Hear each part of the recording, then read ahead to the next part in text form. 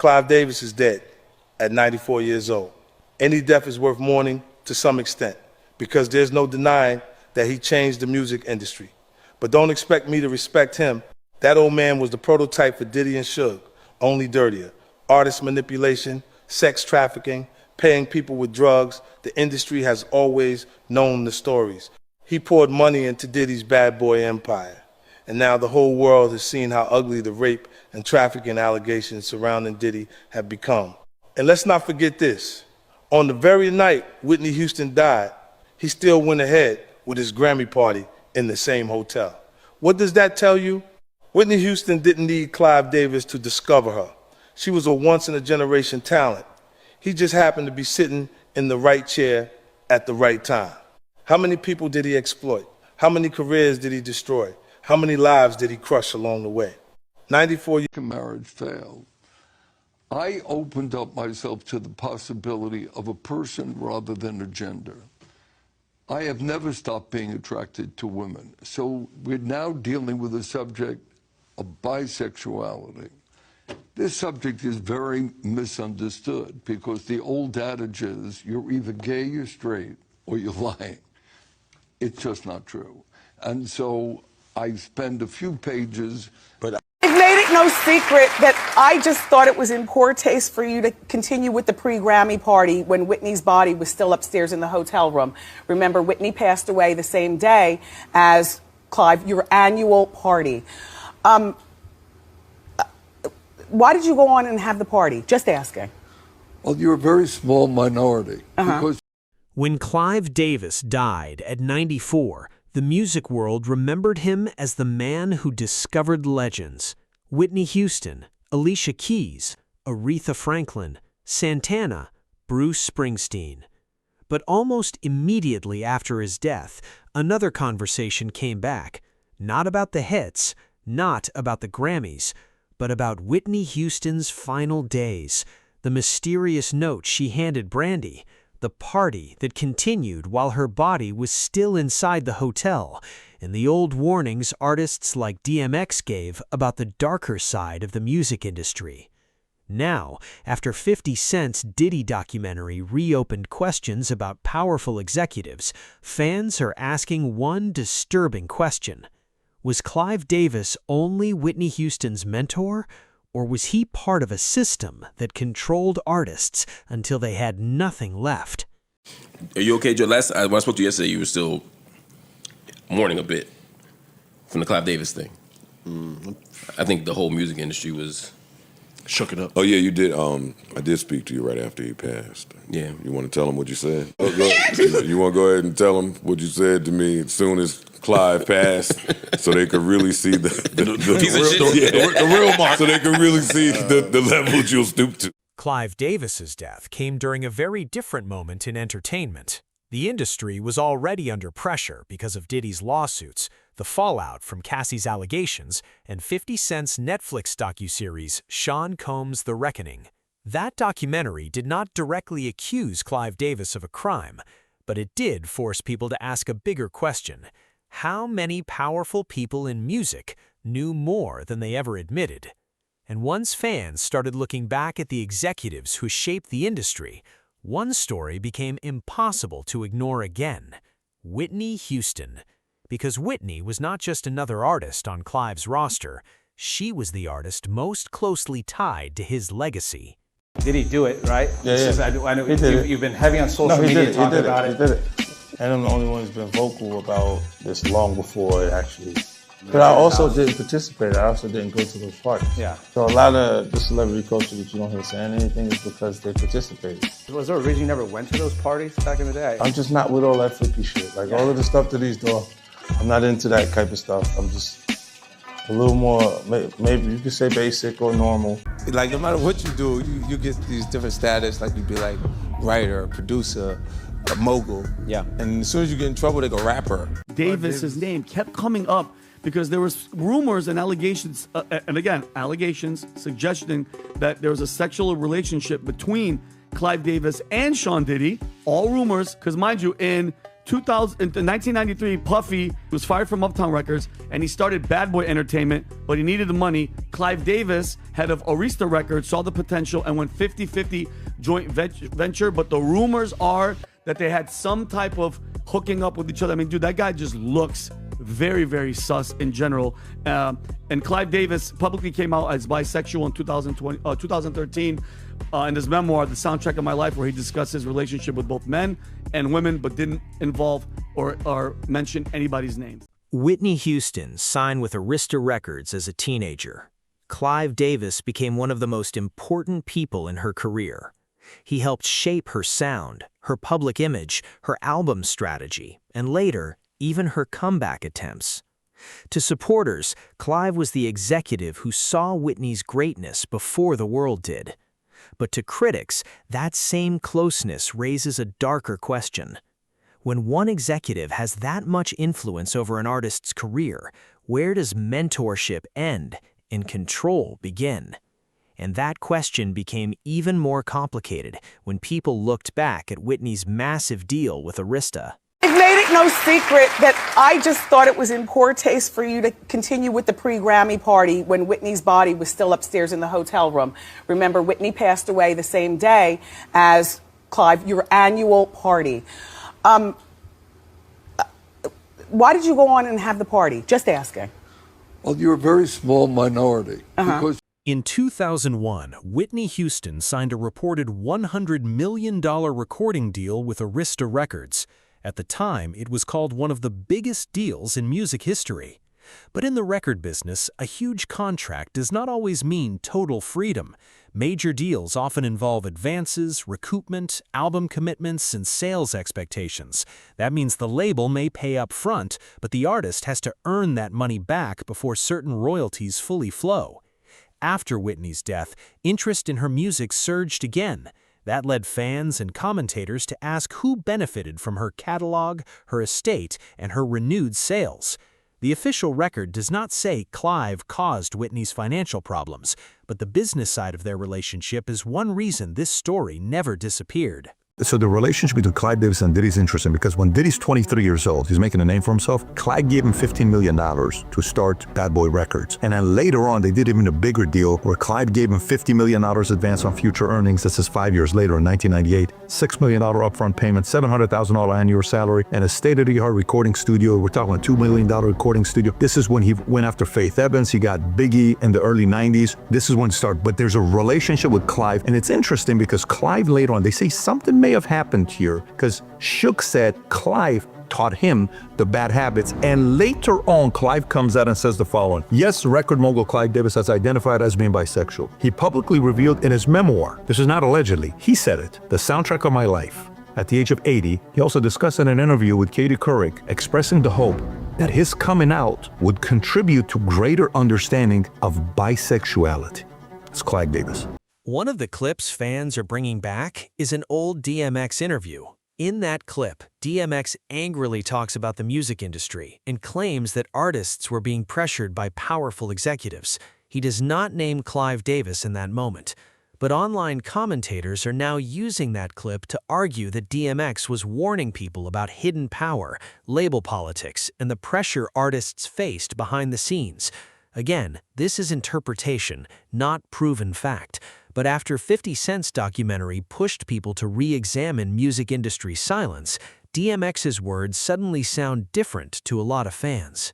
With the industry, what's going down with the industry, dog? The industry is full of a bunch of sucking, riding, bending over the desk, straight up like that. Whoever don't like it, bring it. Bring it. I don't give a Bring it. Bring it. They got this new breed of rapper that's paying DJs to play their shit. Right. And, you know what I'm saying? They sucking the record label executive and it's like there's too much of that going on. Right. You know what I'm saying? Let me be me. Let me be the artist that I am and just play my music. You know what I mean? Exactly. Now they want you all up under this, you know, sitting at the going to dinner with them and shit like that. These fuckers had the nerve to tell me one time. I said, yo, why I can't have two videos playing at the same time? Oh, because we don't want your videos to compete with each other. But then I told fucking TV, I ain't gonna say no artist names, but they got 3 videos back to back. Exactly. I'm like, you feeding me shit, and you sucking these. It's all crazy, man. Wrong with yo? I had to punch up there, man. After that, I was like, I'm not going to the office. The reason fans connect this to Clive is because Clive Davis was directly tied to Diddy's early rise.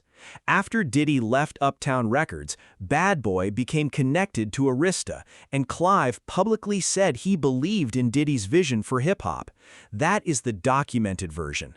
But online, a dorker version has circulated for years through people like Suge Knight and Jaguar Wright, who have made unverified claims about Clive, Diddy, and what may have happened behind closed doors.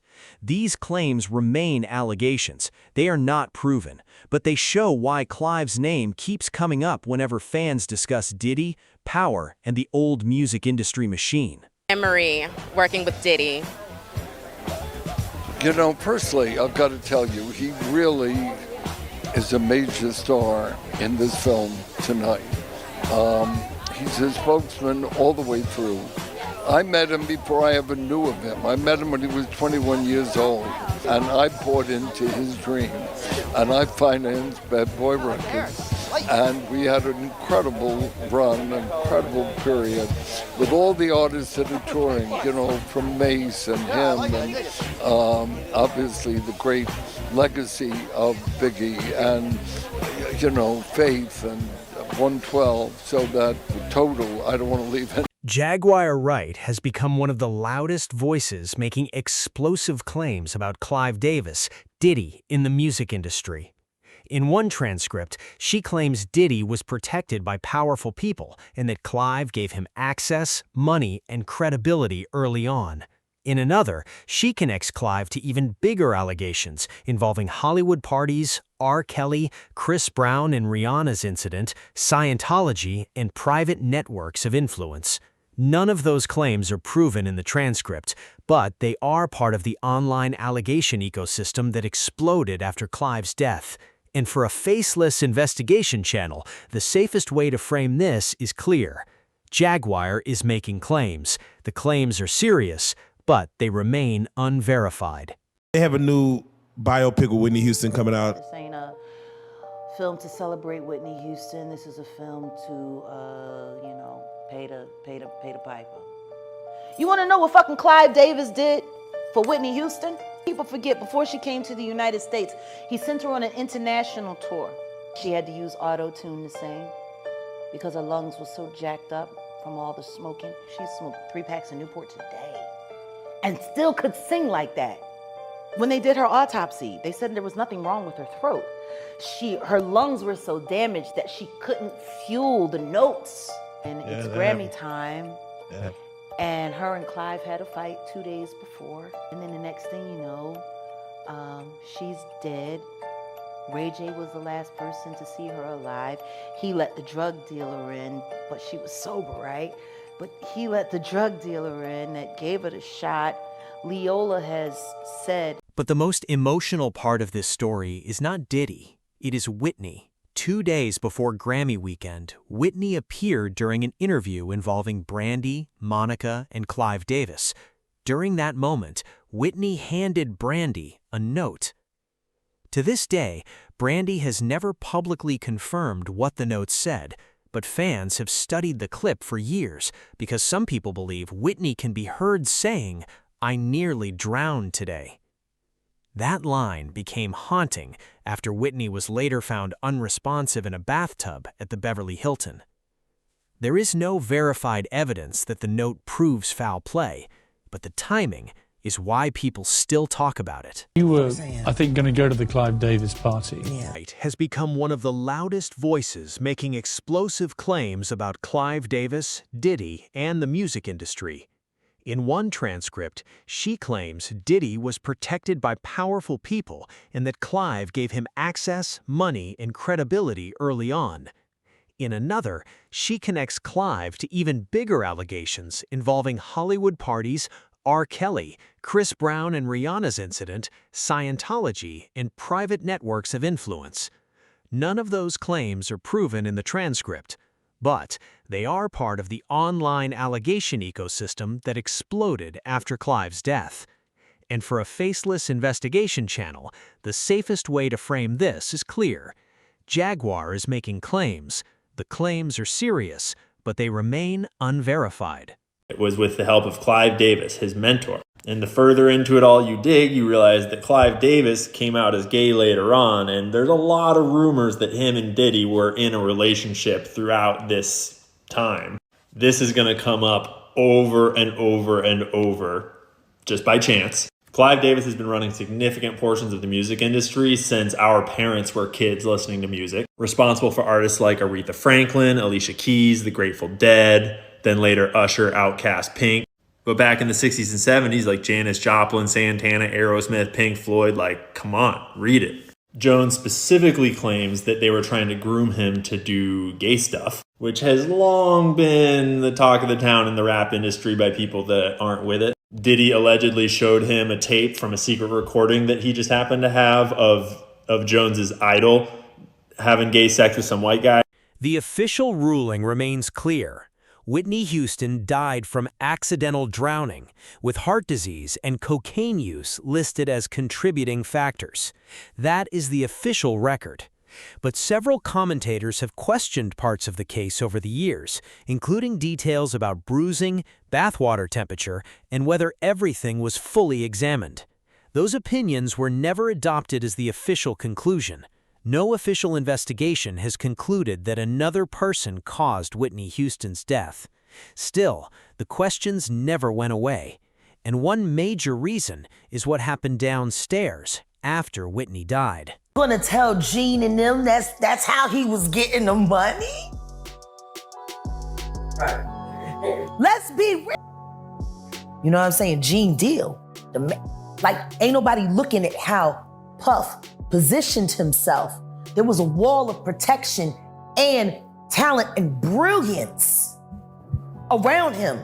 Nobody had to look at him for real. And the truth is nobody did. Everybody laughed and joked about him dancing like a idiot in all them goddamn videos. Twirling. On February 11, 2012, Whitney Houston was found unresponsive inside the Beverly Hilton Hotel. That same night, Clive Davis was scheduled to host his annual pre-Grammy party inside the same hotel. The event continued. To some people, Clive believed it was a tribute, but to others, the decision felt impossible to understand. Whitney's body reportedly remained inside the hotel for hours while guests arrived downstairs. And one of the strongest public criticisms came from Chaka Khan.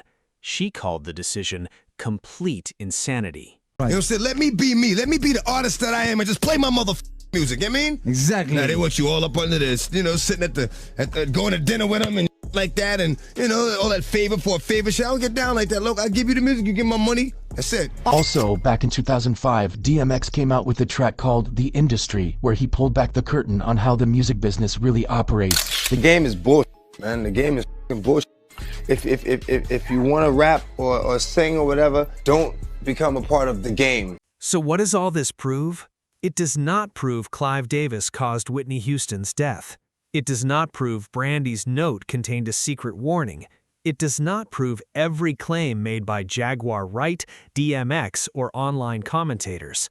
But it does prove one thing. Whitney Houston's final chapter still haunts the music industry. Clive Davis built legends, but after his death, fans are no longer only celebrating the legacy, they are replaying the clips, rereading the contracts, listening to the warnings, and asking whether 50 Cent's bigger message was right all along. Maybe the darkest story was never about one artist. Maybe it was about the machine. Comment below. Do you think Clive Davis is being unfairly blamed, or is there still more to Whitney Houston's story?